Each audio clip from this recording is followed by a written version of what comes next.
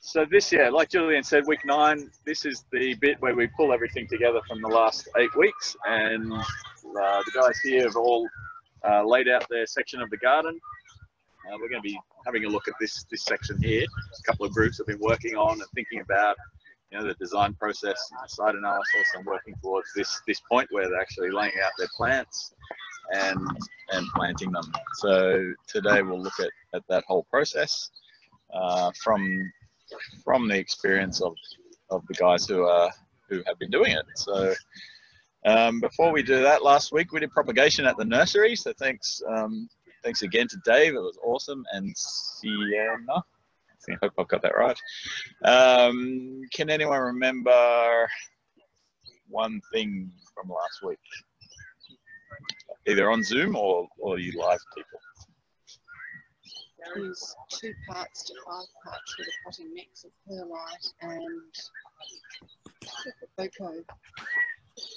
Could you guys hear that on Zoom? No. Potting mix. That was about potting mix, right? Yeah. Yeah. Yeah. So the mix was, shout out, Cocoa Peat. 5 parts. Sorry, no, perlite 5 parts, 2 parts cocoa peat. Yeah. Yes. 5 parts perlite, 2 parts cocoa peat. Was there any nutrients in there? No, no nutrients. There you go. Anything else?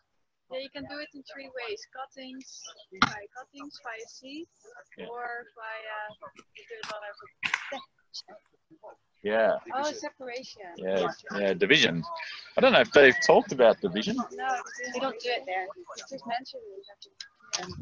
Jan knows what division is. Look, I know permaculture is all about bringing things together, not separating them.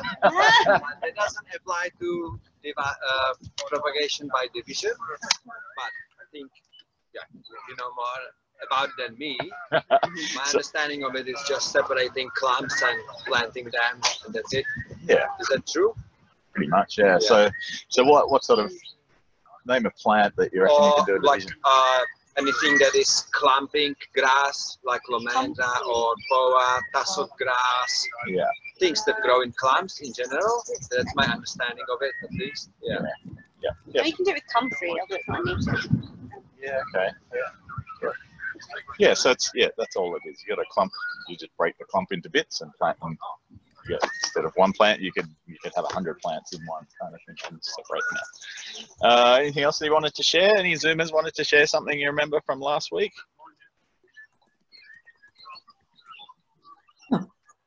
You can take cuttings from natives. Yes, you can take cuttings from natives, which is great. And Nikki? And then dip it in straws. Yep. Or honey or something, and then yeah. So the process is you cut your pellet. We'll quickly go through. So how long a piece would you cut? 7 centimeters. There you go. And then you. Nikki's well practiced. She's been sharing pictures of her. Was it coria that you were doing? Coria, yes. Yep. Coria and all sorts of things, actually. Yeah. Everything I'm trying to save in my garden. Great. Yeah. So 7 centimeter piece. You cut it through. Where do you cut? Just above a node. So just below a node. So the node, which is the knobbly bit of the branch, is right at the bottom. Why? There's a lot of energy in roots to grow. Yeah, so that's where the roots are going to grow from. Those cells and that's where the roots. So, and then you cut.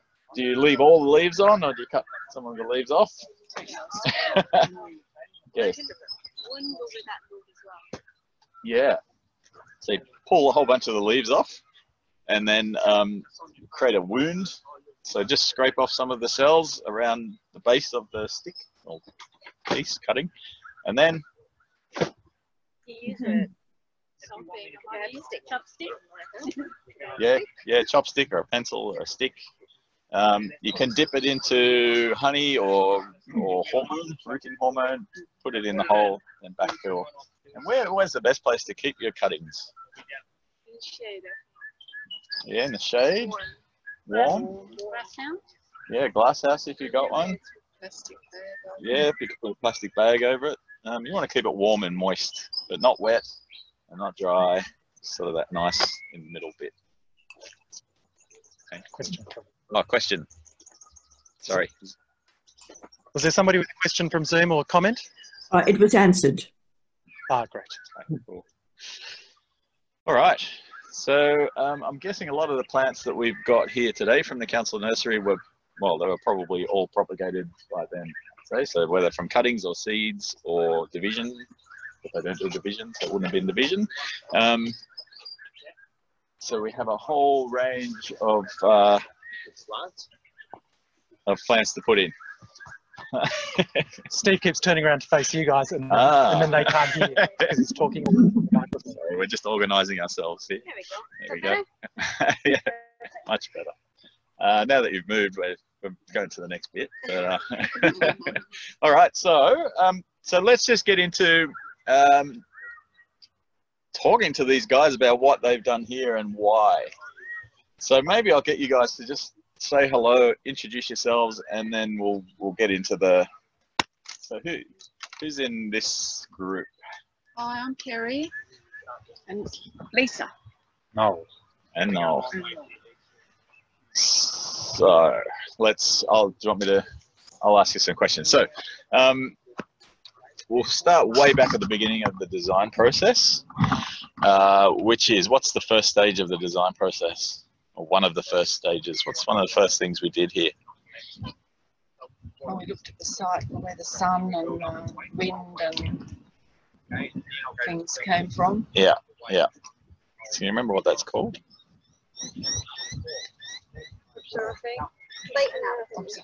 Yeah, it's called site analysis, but it's a process of observing and understanding what's going on. So what did you guys notice here? We noticed there was this big bare patch, but it was predominantly couch and buffalo grass. Yeah. And it was quite ugly. So we felt that if we could get rid of all the couch and the buffalo and plant it with natives, particularly flowering natives, because we want to attract birds, bees, to this area. Yeah. Because it's a habitat garden. Yeah. So that was our immediate thinking, like we were actually restore this section because it has become overgrown with grass mainly. Yeah, so it was kind of weedy, and there wasn't.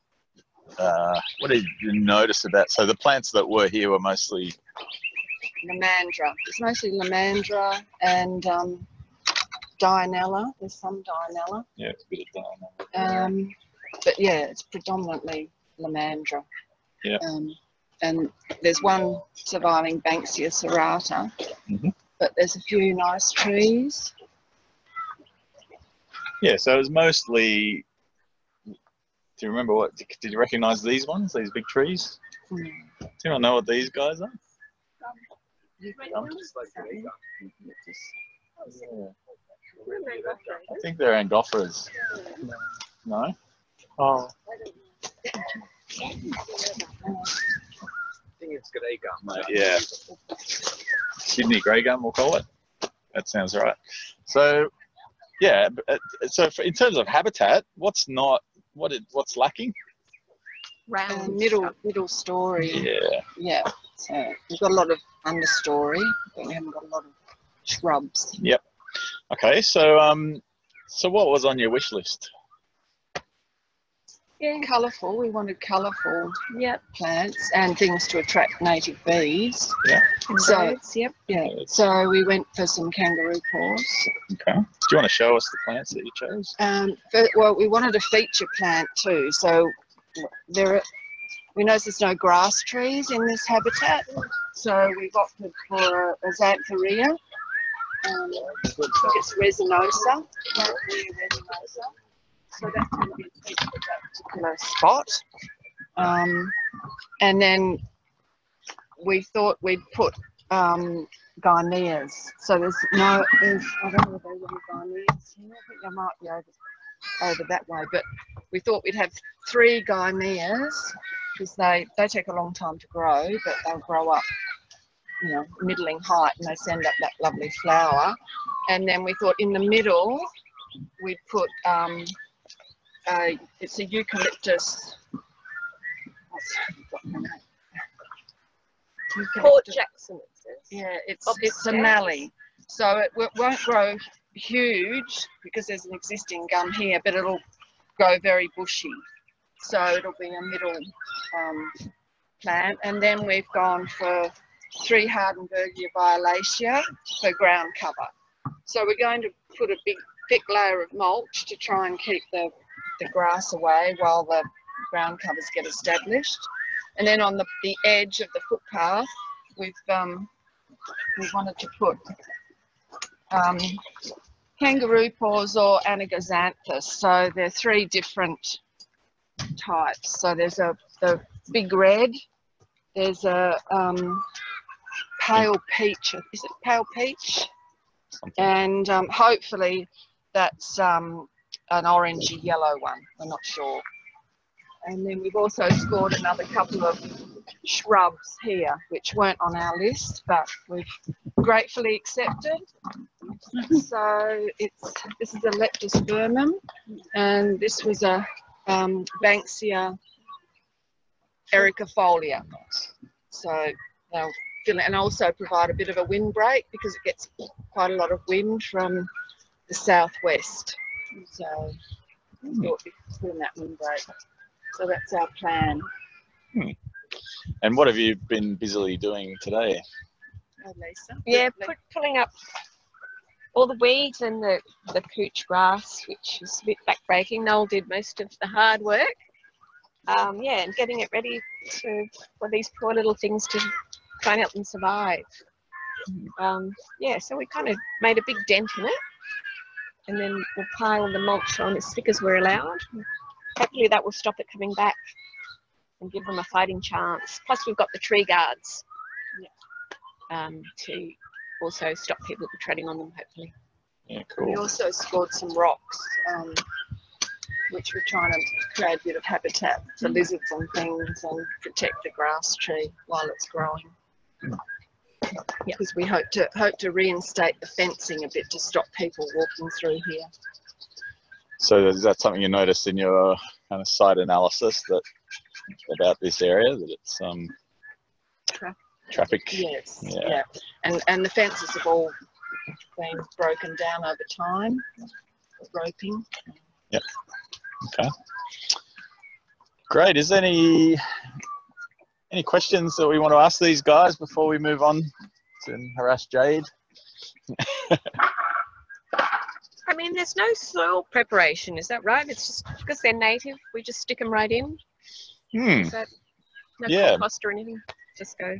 There's a lot of old mulch here, isn't there? Yeah. So yeah, that's helped. Yep. So yeah, it's a really interesting question with natives. Generally, you just bung them in where they are, and no soil improvement other than adding mulch. We find that's What's a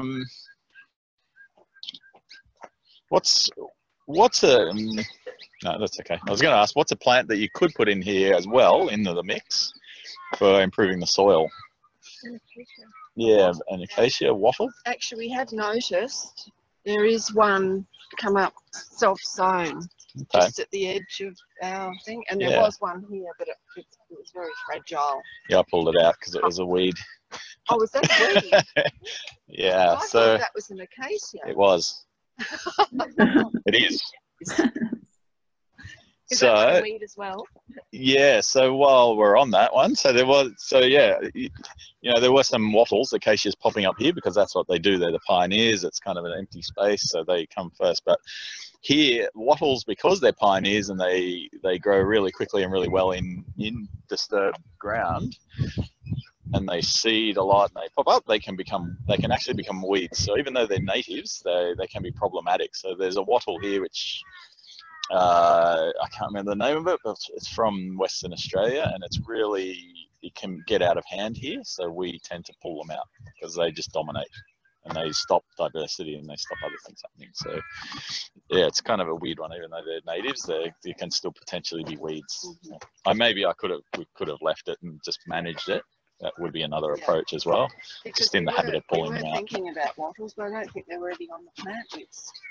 Okay, yeah, so maybe, yeah, so that's a reality. That's the reality part of this process as well. Yeah, you guys had some plans, but the place we were sourcing the plants from at the moment, the Randwick Council Nursery, which is awesome, just didn't happen to have the ones that you wanted. So they're not here yet, but this is a long-term plan. So these guys hopefully will come back and look after this place over the next few years, and so you can keep adding things. So that's cool. Thank you. So before, yeah. So you don't use mulch, sorry, you don't use worm casting or compost for natives. Yeah, no, they don't need it, and if anything, it can for a lot of natives. They don't like a lot of food actually. Some natives thrive on it, but some natives it actually will kill them. So you're better off. Yeah, you have more success just putting them in and putting the mulch around. Generally, that's enough. No water. Oh, and watering. Yeah, you want to keep the water up initially, anyway. Mm. Sometimes you don't need to if it rains enough, but yeah. And what if it has a lot of sand? Because this doesn't. The soil, if it's really sandy, yeah, that's okay. Yeah, just okay. Yeah. Noel, would you mind me asking you a question? Because you've done a lot of planting in a lot of locations. Yeah. What's your experience with planting? My experience with planting. Of planting them out and what you have to do afterwards, and the care of the plant. Put plenty of mulch mat around. Do you ever, with natives, do you ever put anything in the soil first? Or? No. Just put them in. Yeah. Dig the holes and put them straight in. Yeah. Bore the holes. What's that? You water the hole? Bore them. Oh, bore them. Bore Okay. the holes, yeah, get the holes bored. Yeah. Yeah. Holes probably planted. How many thousand do you reckon you put in? Thousands and thousands. Yeah. So do you water the soil first before you put them in? No. Okay. Just put the mulch around them, and the mulch holds the moisture in them. Around the plants. Yeah. Okay. Yeah. So I think in a lot of situations out in the bush, which I think you do a lot of stuff out in the actual bush, you don't have a hose or water, do you? So you just put them in and... No, we get water out of the creeks and that. Yeah, okay. Out of the buckets, yeah. Yeah. Get out of the creeks and that. Yeah. Well, They've got a water tank on the trailer. Okay. Yeah. Okay, so when you first put them in, you give them a bit of a drink and yeah. And the mulch. Mulch, yeah. Yeah, cool. Awesome. Well, Noel was keen to dig, or are we moving on somewhere else first? We might, we'll get Jade to share her thoughts. So we've got another section just at the back here, which is a little bit different. So it'd be interesting to see the, Jade's approach. And please on Zoom, just feel free to yell out with questions. So I'm Jen. I'm Jen, and Hannah's missing today. Yeah, so Hannah's also in our team, but she couldn't make it today. So should we go over and have a look at our plan? Yes.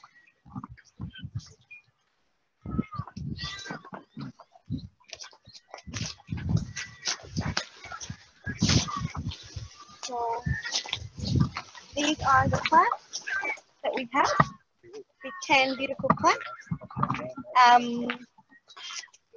Do you want to discuss? So what we did is I chose the shrubs and the bigger one, and Jan and Hannah chose the ground covers. Yeah. Do you want to talk about the ground covers? Yeah, we just wanted to have when you walked here, you have beautiful, colorful flowers, the coverage, and then Jez would cover the wind break and so on. Yeah, so that's a really good point. We're on this sort of corner part here of this garden, and this is south, and Sydney gets these really strong southerly winds. So as part of our design, we wanted to incorporate a bit of a windbreak. So we picked some hardy plants that are gonna hopefully help protect each other and work well together. So yeah, part of our design And part of our design philosophy as well was to create something that was beautiful, lots of flowers that would attract birds and insects. And yeah, that was kind of the main philosophy we went for. And the other thing was there's this gateway here. And we kind of wanted it to look like a really nice welcoming into the garden. Because as the others mentioned, you can probably see there's some footpaths that have been made through. So if we build it up, hopefully people will use the gate and come into this nice entryway that we're going to create. And that'll protect our plants and give the nature in here a space to thrive without people and dogs treading all over it. Yeah. So with the ground cover, the idea is that you have small things and then you grow up to big things. So you create like this sort of ski jump for the wind. So the wind goes up and over and doesn't go straight through your garden. So we were going to plant the ground covers on the edges. Oh, there's Hannah there. Hello. Sorry, she's having a long nap. That's all right. Do you want to come? We're talking about our space. Do you want to join us?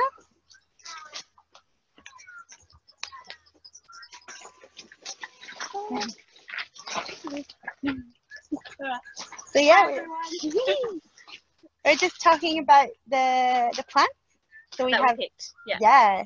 So do you want to point out the ground covers and what they are? Oh, do you know? Put you right on the spot. You've just arrived. So yeah, these are the yellow ones. Oh, these are the yellow buttons. Yeah. These are the pig faces. Yep. And the other one's I know the name next to it. And just that one there. This one here? Yeah. That's that climber in our book, the purple one. I don't like that. Heidenberger violacea. Yeah. Cool. Yeah. So yes. The idea is the climber will go. We don't know yet. Well, we're not sure yet, but we can. Yeah. You could think out loud if you like. Well, if we're taking this, maybe even near the rocks, or it could be really nice. Yeah. It could be really beautiful. Yeah. Cool. And then the ground cover is probably like here and on the other side here, and then build up to the bigger plants. So we have oh gosh, now this is going to really test me. You have grevillea? Yeah, we have the grevillea, which is this one, which is going to have some beautiful flowers. It's called an Nepean spider bush, and it's grevillea. I think it's an A. Tag in that.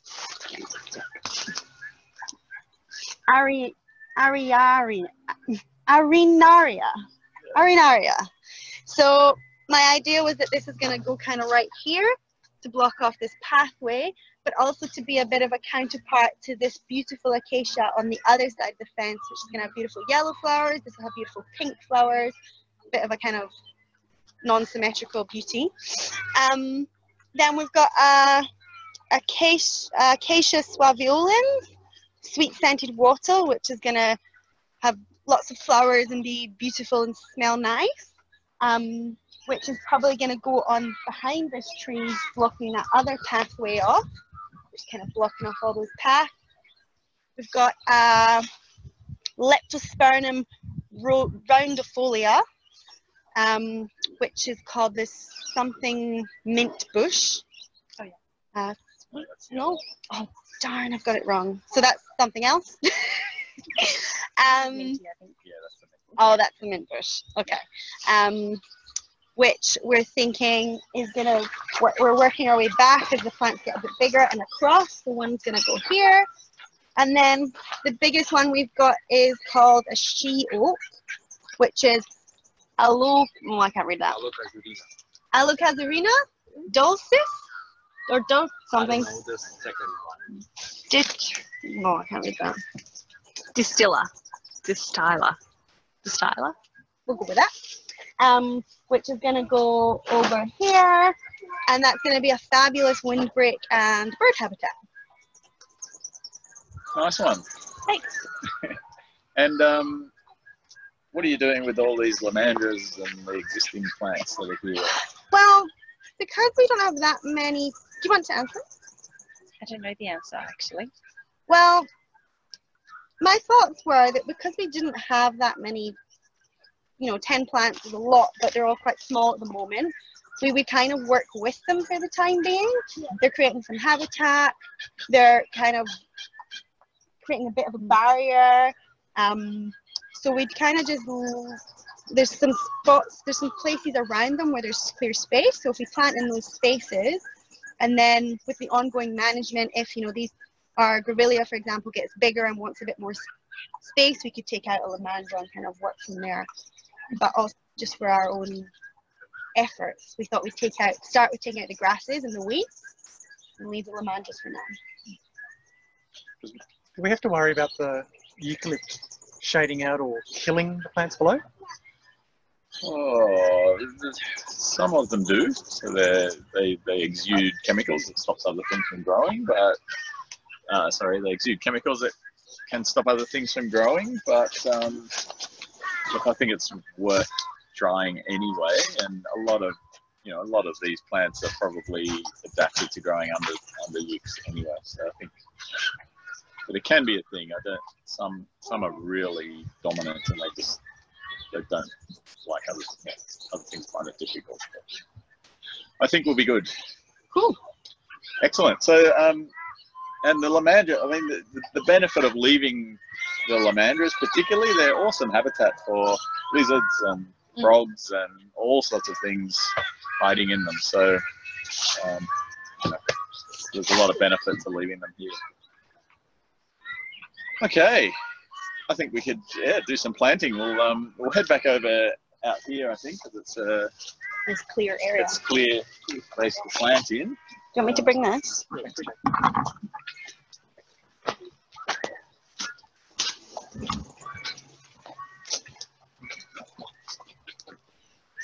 Put this here. So I'll show you just a quick demo on what I would do when planting, and it's Where you go? We'll watch you. Actually, you should do this, Noel. You're the expert. No. We'll watch you. You can tell me what I'm doing wrong. No, you're right. All right. So we've got cardboard. You could also use newspaper. We showed you sheet mulching, I think, when we were talking about soil. So the idea of using newspaper or cardboard to stop. Well, we'll go through the process. So we know that the guys who have been here this morning, this was just full of couch grass, which is a really invasive spreading plant. It's hard to get rid of. It's, there's always bits left behind and they always regrow. So it's just part of the ecosystem as it is now. But we can do our best to try and minimize how quickly it comes back and how intensively it comes back. But I thought I'll show you how to plant this guy. So this is a beautiful Eucalyptus obstans, Port Jackson's mallee. So it will grow 3 or 4 meters roughly. So it's not a massive tree. Yeah, okay. So it's one of those ones that's more like a big shrub than a tree. One thing that the guys here noticed as part of their site analysis as well was there's a veggie garden just to the south. And they've already got some quite big trees that are providing a bit of shade in winter because we're on the north side of them. So we don't want to add any more big trees. This is a really nice sort of medium, small sized tree, and it won't add to that issue. So to plant, are you okay with me putting this on? Yeah, what's the name again? Eucalyptus obstans, okay. Port Jackson mallee. Why did you choose that one? Because I had very few eucalypts to choose from. There you go. That's as good a reason as any. So you were here. This was about the spot? Yep. Maybe here. Yeah, that's fine. Yep. So I would just clear still some mulch and things here. And as you're going, we came across some roots from this gum here from the yeah, okay. So there's a real mixed bag here. There's some sand, there's some couch, there's some mulch. But I would just loosen up the soil or the sand take out as much of this couch grass as you can. Kids calling this armchair gardening. Yeah. Hard work, isn't it, Kit? Time, huh? And you can see it's very dry, grey sand, so that's okay. The beauty of natives is that they'll survive in that. Now, because this pot is I think what they call a 140 ml pot. It's not a massive pot, so you don't even need to really dig that out. This is going to be interesting. So when you're taking the plant out, actually the first thing you do, make sure it's nice and moist. So it's a good idea to give your plant a drink. That just holds the soil together and minimises transplant shock. Give it a bit of a gentle squeeze like this. It should be fairly soft. This is quite nice. Put your fingers over the top of the pot. I'll have to stand up because I'll break the end off it. Turn it upside down. Give it a jiggle. It should pop off like that. That's a pretty good root system. There's nice, healthy looking roots. They're not too many roots. It's not. If you did this and it was just a solid mass of roots, you probably would put it back. Turn it upside down. I tend not to do anything to those roots at all. You don't necessarily want to be breaking them up or teasing them out. You can just go in like that. Maybe just dig a hole. Pop it in. Now plants have a front and a back, so they tend to grow towards the light in the nursery.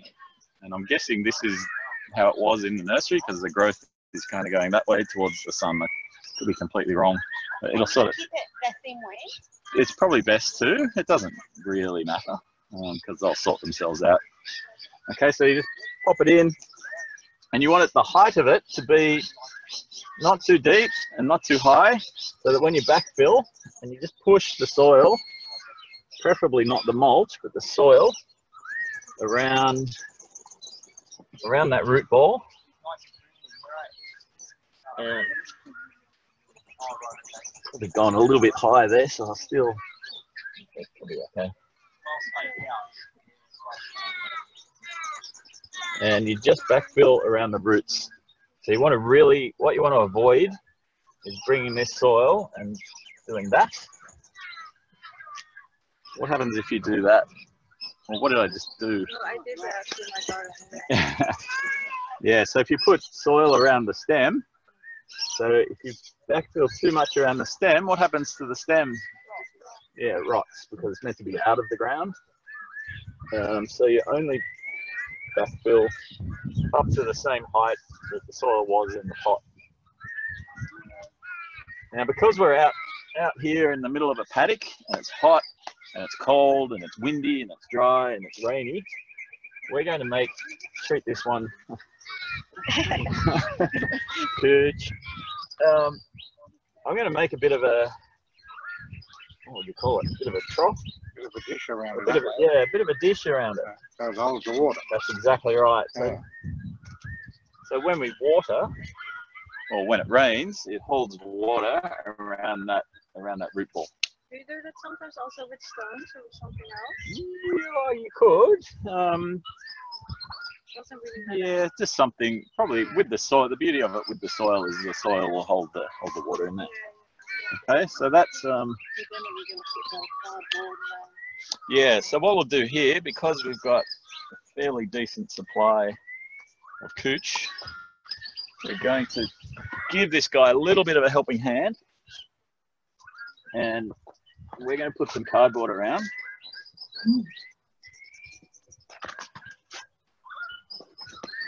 To suppress the weeds. To suppress the weeds in the short term. And hopefully, yeah. Now this is called sheet mulching. Just it will give us a few months at least of not having cooch growing around the base of the plant.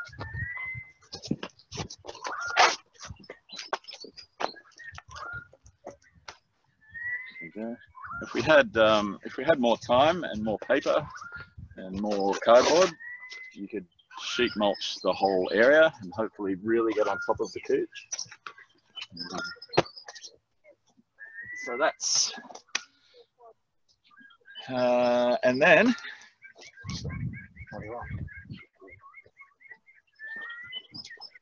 it's not a bad idea to water as you go. So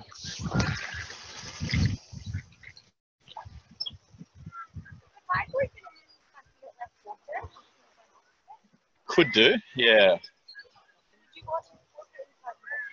You could. Yeah, so you can water before you put the cardboards, so stop the water coming through. Well, so that's a really good question. Next week we'll go into, you know, caring for them over time, but the most important month for this plant is the next month. So in the next month, I mean, the soil here, you can see it's really sandy. It's almost aquaphobic, which means the water doesn't soak in. You can see how the water's just sitting on the top. So that's not great. That means the soil is really, really dry, and it's just, but that's an easy fix with mulch, so we don't worry about that.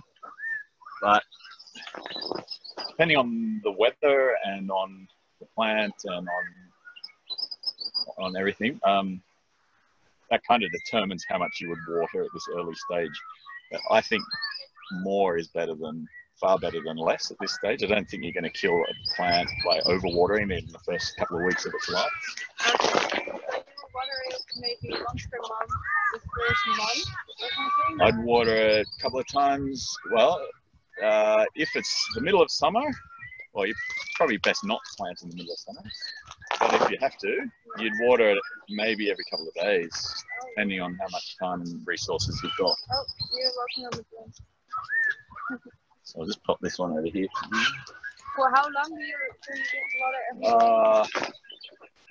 In the summer? Yeah, you've really got to let your plants tell you. So we'll talk about it a bit more next week. So now we just mulch. Again, with the mulch, just like the soil, you want to try and keep the mulch away from being in contact directly with the stem. So we'll just mulch all the way around.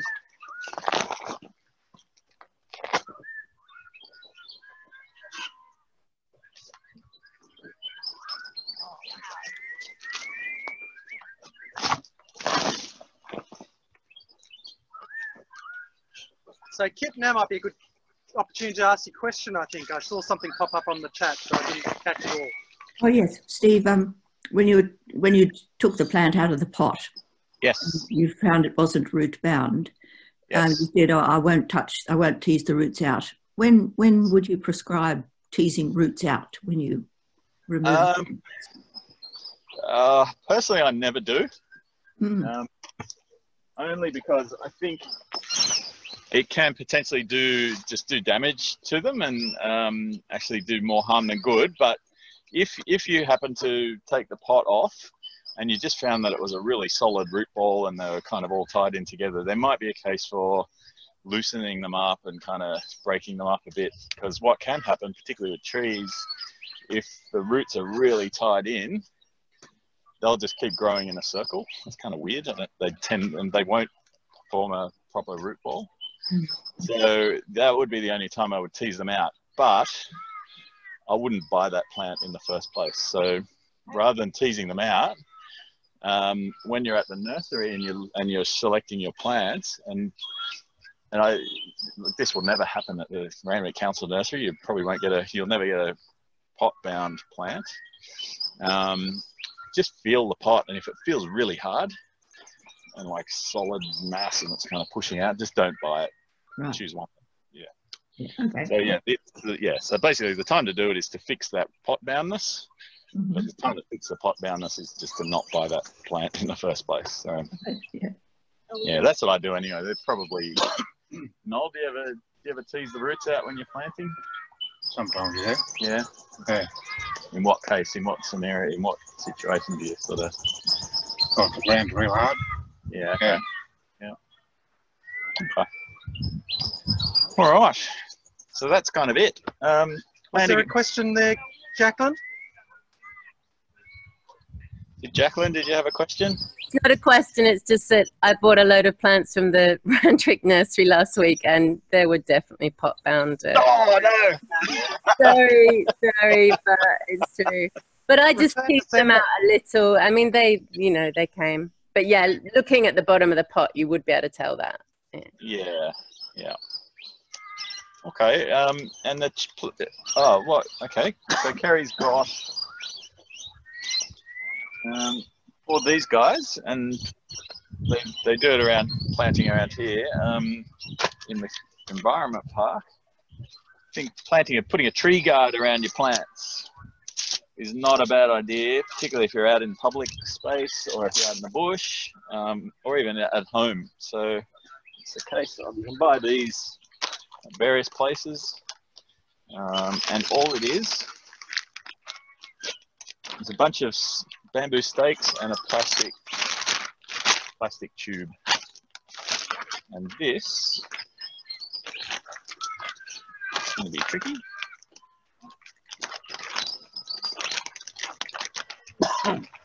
That plastic biodegradable?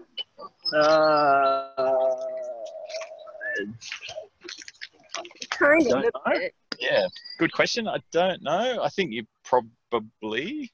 I always hope they are when I walk past them. Yeah. I guess there's a bit of a challenge there because they can't be too degradable or they just disappear outside. Yeah. And if they're not, then you can reuse them. Then you can reuse them, yeah. So the problem is it's actually the UV that disintegrates them. So they will disintegrate, but into plastic. Yeah. Well, you come and remove them. You wouldn't leave them there forever. No, you take them out after a period of time once the plant is well established. Especially because we're going to have an active community in this garden. And what about the pots? Do they go in the yellow bins or not? Does anyone know? Good question. Can you take them back to the nursery? Yeah, I think you can take them back to the nursery, the council nursery you can. Even commercial nurseries will take them back. Okay. They are recycled. They've got the recycled symbol on great. it. Any number on it? 05. 05, no, that's a dodgy. Oh, no, 5. I think 5. Okay, yeah, sorry. Black plastic can't be identified in the waste facility. Black plastic doesn't get recycled. Ah. Yeah, you have to return it to a nursery because they reuse it. Okay, great. And that's what we'll be doing here because we've got our seed library up and running and propagation sheds about to be built. So we'll be using the pots to do up the next generation. Yeah. It's always good to have a few spare pots lying around for various bits and pieces.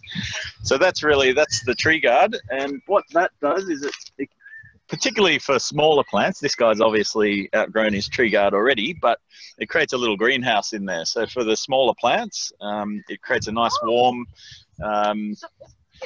wind-free little microclimate, nice and warm, particularly in winter, to get the plant off to a good start. It also protects it from things like rabbits and bandicoots or whatever, those things that want to eat it. And it hopefully protects it from humans and dogs as well in this context. So, and it's easier to see where they are, particularly the little plants, because it's very easy to walk on tube stock. I think that's about it. That's how to plant it out. So tube stock exactly the same, but a lot easier. You just kind of dig a little hole, bung it in, mulch it, and. Would you still cardboard around it? If you've got enough cardboard, and yeah. So the cardboard gets it off to a bit of a start and stops the weeds growing in. And where did you buy the bamboo? So these you buy these tree guards as a package. So it comes the bamboo and the thing. I'm not sure where these came from. Can't remember. I think hardware store. Somewhere, hardware stores, nurseries, online. Yeah. But you don't really need to do that in your own garden, though. No. In your own garden, you probably wouldn't do this, but in this context, I think they work really well. So, did anyone on Zoom have any questions about that anything? Good. Okay. All right. So, we'll be signing off in about 10 minutes from the Zoomers. So let's do a round robin. So tell me, I don't know, do you want to call out names for the Zoomers to share something they remember? Julian's just gone off to get the list of names. Have you guys on Zoom? Has any of you guys started your garden at home? Have you thought about or started taking action around the habitat? I have Yeah. planted some natives. That's Leslie Ann. Leslie Ann? Yeah. Okay. What have you planted? A Hardenbergia.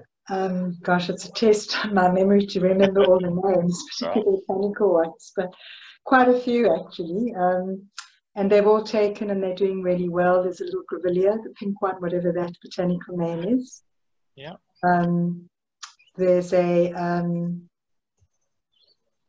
native blueberry. I've forgotten what the botanical name is. Yeah, there is a, I can't remember all the names. But anyway, I've planted quite a few and they're taking and they're actually, some of them have started flowering already. They're all very little, but they have started flowering. And I'm very happy with them. And hopefully they'll do well and survive and flourish. Yeah. Yeah, great. And did you have are you particularly trying to create a certain habitat for anything in particular or just general? Or well, I'm trying to bring some more small birds back. And yeah, to try and create some sort of habitat. I'm not quite sure how to do that yet. Not quite sure what to do with water. And I think that I will have to maybe do some more sort of ground cover. So I don't think the Hardenbergia will be enough. I don't know how much it grows and how much it spreads. As a ground Quite a cover. bit. Yeah.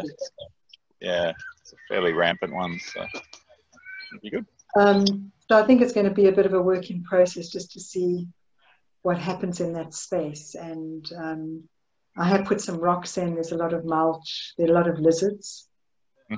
No frogs.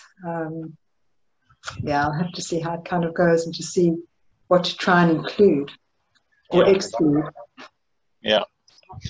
Yeah, and that's a really important part of the process. Like we talked about the observation as something you do at the beginning, but it's something you just keep doing. So you keep observing, keep trying to figure out what's going on and what's living there and how you can improve it over time. So yeah, some gardens are never finished, which is really nice. All right, thanks. Anybody else? Let's see, I'll start at the top of my list here. Kit? Yeah. Yeah, I've been thinking about getting a bird bath. I live in a block of units and we've got a little bit of land around it. And I'm just trialling an area by using a sort of upturned garbage bin lid with water in it to see if the birds might want to come to that spot. It's a big outlay of money, especially if it's not going to be successful. Yeah. How are you going? Have they visited? Well, I'm not visiting it enough to see. Yeah. But yeah, I don't know. It's not very deep. I doubt whether it's a very good test, really. And I've been taking some cuttings as well of Hardenbergia and Coria alba. Okay. Yeah. How are they going? Nothing much happening yet after a few days. Actually, I've just got them in water on the kitchen bench, which might not be enough. Okay. Cool. Was there anything today that you remember or you recall? Sorry, yes. Sorry. I enjoyed the names of the plants today. The Port Jackson mallee.